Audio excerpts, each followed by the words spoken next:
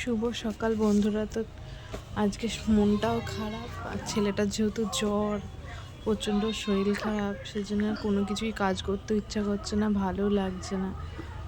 যে কোনো মায়ের তার সন্তানের যদি শরীরটা খারাপ হয় তখন কি আর কাজ করতে, কোনো কিছু করতে ভালো লাগে না, খেতে ভালো লাগছে না, কোনো কাজ করতে।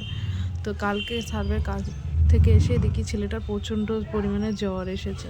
তো ডাক্তার দেখিয়ে এনে ওষুধ খাইয়েছি। তো আজকেও আমার যদি কাজের ছুটি নেই, সেহেতু কী করবো বল, আমি কোন পরিস্থিতিতে কী করবো আমি কিছুই ভেবে পাচ্ছিলাম না। তো ছেলেটাকে ওষুধ খাইয়ে ঘুম পাড়িয়ে স্নান করেছি। কষ্ট হচ্ছে, কান্নাও পাচ্ছে, ওইটুকু ছেলে বাচ্চা মানুষ। তো এখন বসে ভাবছি আমি কি করব, কাজে যাব না কি করব, ছুটিও দেয় না, আর এমন কাজ সে চুন কাটার মতোই কাজ। এটাই কি মাসে পয়সা দেয়? না গেলে একদিনের টাকাটা কেটেও নেয়। তো এখন যাই হোক, ছেলেকে খাইয়ে টাইয়ে ঘুম পাড়িয়ে ওষুধ খাইয়ে দিয়ে দেখো কাজে বেরিয়ে পড়েছি। কাজ করতে কি আর মন চায়? তবুও কাজ করতে হয় পরিস্থিতির চাপে পড়ে।